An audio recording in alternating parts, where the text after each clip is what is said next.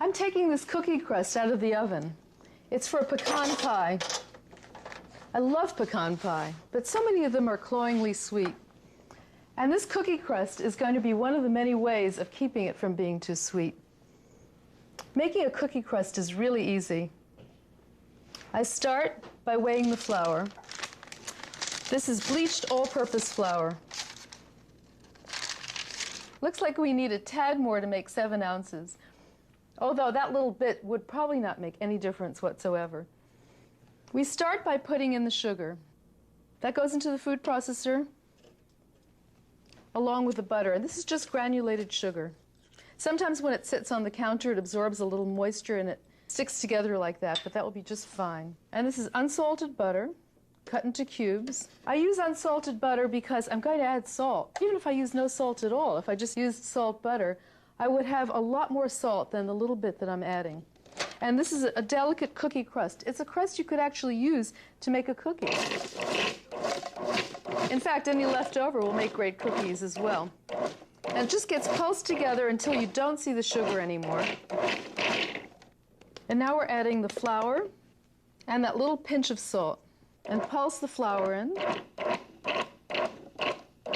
just until the butter is broken up into small particles.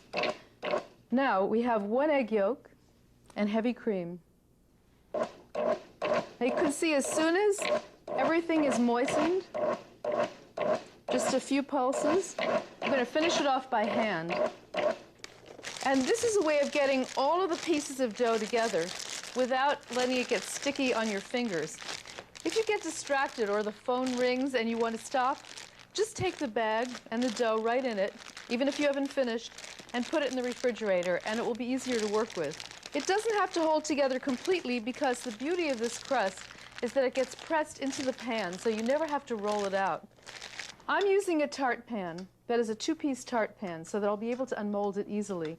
And even though it's non-stick, it's important to spray it for a cookie crust, or grease and flour it. This has the flour as well as the grease, just lightly. And now it's ready to press in the crust. And a lot of people who have really warm fingers use a little bowl of ice water. You just dip your fingers in the ice water so they stay chilled for maybe 2 minutes, as often as necessary. Delicious as this crust is, you don't want to have a thick crust because it's less delicate in a pie.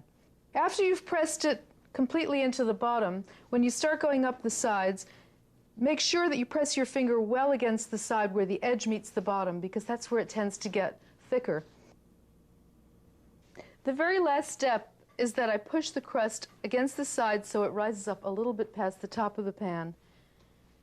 And now I'm going to blind bake it.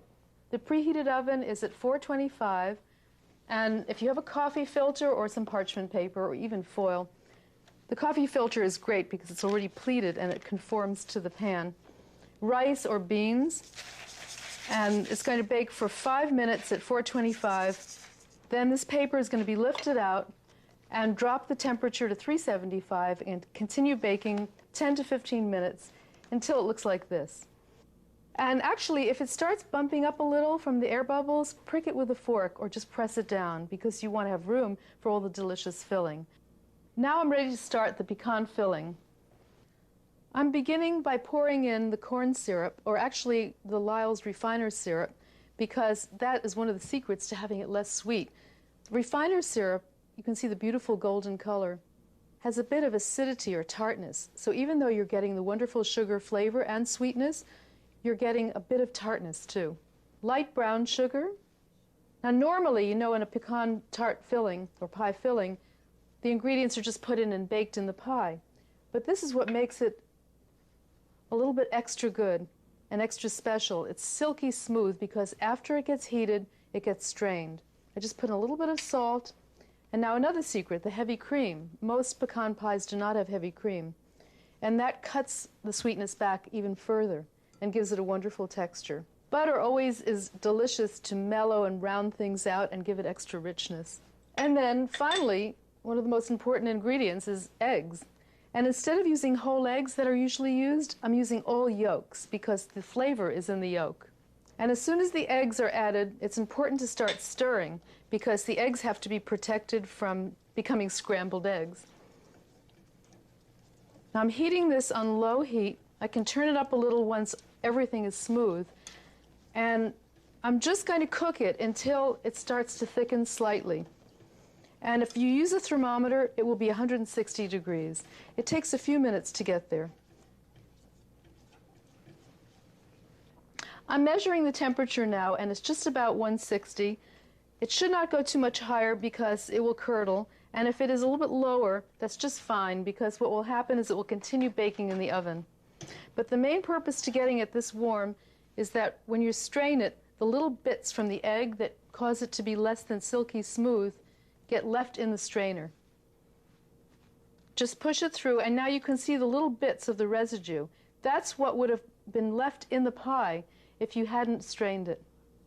And now I'm going to put it into the pie crust. I'm putting the pecans in the pre-cooked tart crust, and I can just put them all in and then arrange them once they're in the crust. A pecan pie or tart looks most attractive when the nuts are top side up. I'm finishing off the filling by adding a little bit of vanilla extract. And it's nice to add that at the end because vanilla extract has alcohol in it, just a drop, but it all evaporates. And so you lose some of the flavor if it's too hot when it goes in the beginning. And now just pour it, glistening right on top of the nuts.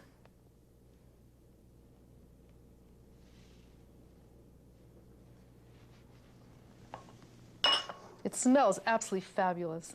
It's hard not to lick your hands at this point. Now I'm shimming it just to rearrange, and if I need to, I'll use my fingers to push them down to make sure that the tops are all covered, that they're all right side up.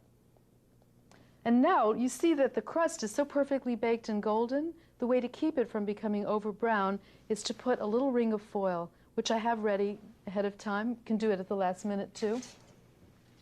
I've just cut this out of a sheet of foil. It's laid right on the top. This is going to be baked in a 350-degree preheated oven for 20 minutes. Start checking after about 15 because you just want to see little bubbles forming around the edges, which means that it's not quite boiling. Because remember that boiling causes the filling to curdle. I have here one that has just been baked and cooled. And you can see when you take the ring off, it continues to brown slightly under the ring, but see how more golden it is? But without the ring, it would be beginning to burn. So now, if you want, you can serve it beautiful as it is like this, or you can top it with a thin webbing or lacing of chocolate drizzle glaze. First, I unmold it. So I have ready the drizzle glaze in a heavy-duty zip seal type of bag. I like the zip seal because I use it as a piping bag. And when I pipe, it doesn't come up the top. Take a scissors and cut a small little curve at one corner. And we're just going to go back and forth, first one direction and then another. And you can squeeze harder if you want it to be thicker. That helps as well. But don't cover the whole thing because it's too beautiful to hide all those glistening nuts. Okay, that's one direction. Either turn the pan, or if you're comfortable, just go the other direction. And that's about all you need. If you want more chocolate, just pass the bag and let people squeeze it on their own plates. And just go all the way around. And there it goes. There you have it. A wonderful sugar cookie crust for those of you who don't like making flaky pie crusts. A delicious pecan pie filling for those of you who love pecan pie but don't want it to be too sweet. I'm Rose Levy Beranbaum with Baking Magic.